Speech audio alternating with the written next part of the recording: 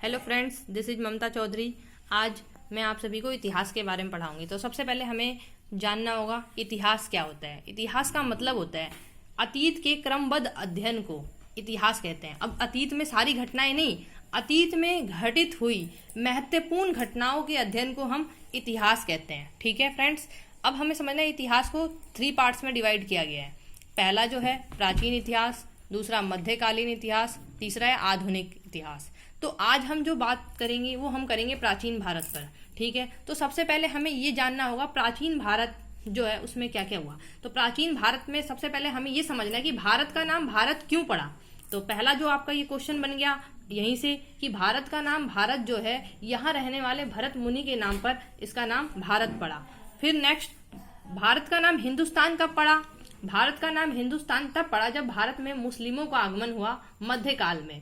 तो उन्होंने ये बात कही हिंदुस्तान मतलब एक ऐसा स्थान जहां पर अधिकतर संख्या जो थी हिंदुओं की थी, इस वजह से इसका नाम हिंदुस्तान पड़ गया। और फिर हमें नेक्स्ट समझना है प्राचीन भारत के इतिहास के क्या स्रोत थे। जो प्राचीन भारत के बारे में हमें जो भी जानकारी मिली है, जिसकी वजह से आज हम प्राचीन भारत को पढ़ पा रहे हैं, उस जानकारी के क्या क्या स्रोत थे।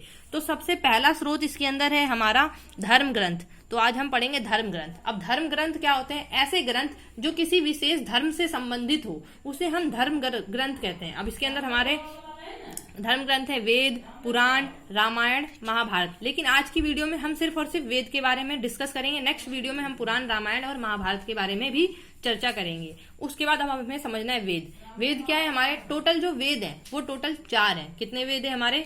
4 वेद हैं। 4 वेदों में सबसे पुराना वेद है हमारा ऋग्वेद। अब हम ऋग्वेद को समझते हैं, सबसे प्राचीन वेद है। ऋग्वेद के अंदर टोटल 10 मंडल हैं, 1028 सूक्त हैं और इसके अंदर ऋचाओं का संग्रह है। बस आपके लिए इतना ही इंपॉर्टेंट है। This is enough for the competition exam. आपको इससे ज्यादा कुछ याद नहीं करना। आप लूसेंट की बुक ले लेते हो और बैठते हो और सोचते हो कैसे याद करें, कैसे आप अपनी स्टडी को इजी बना सकते हो। पहले आपको क्या करना है, एक चैप्टर लेना है, उसके शॉर्ट नोट्स बनाने हैं। उसके बाद आप क्या करें, उसमें से इंपॉर्टेंट चीजों को हाईलाइट करके उसको अपनी कॉपी में लिखें और सिर्फ उसे पढ़ें।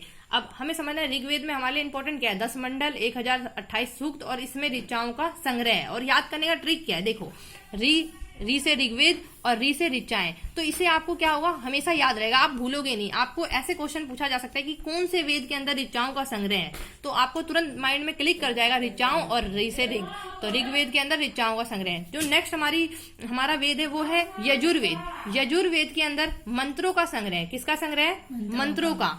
और यज्ञों के बारे में हमें इससे जानकारी मिलती है। तो यज्ञ के बारे में जब भी क्वेश्चन बने, या से यज्ञ और या से यजुर्वेद, इस तरीके से आप को रिलेट करके अपने क्वेश्चन को इजी तरीके से याद कर सकते हो। जो हमारा नेक्स्ट वेद है वो है सामवेद। सामवेद मतलब होता है संगीत का संग्रह। इस क्या कहते हैं, वेद के अंदर हमें संगीत के बारे में जानकारी मिलती है। जो भी संगीत की, जो भी आज के टाइम पे हम वो कथाएं होती है, वो सब संगीत की जानकारी इसी से होती है। और इसके अंदर टोटल 1810 सूक्त हैं। अब इसको भी आप इजिली याद कर सकते हो, सा से सामवेद और सा से संगीत। तो आपको इसमें रटने की कोई जरूरत नहीं है। इतिहास बहुत ही आसान सब्जेक्ट है, बस आपको उसको इंटरेस्टिंग बनाने की जरूरत है। आप उसको पढ़ कैसे रहे हो।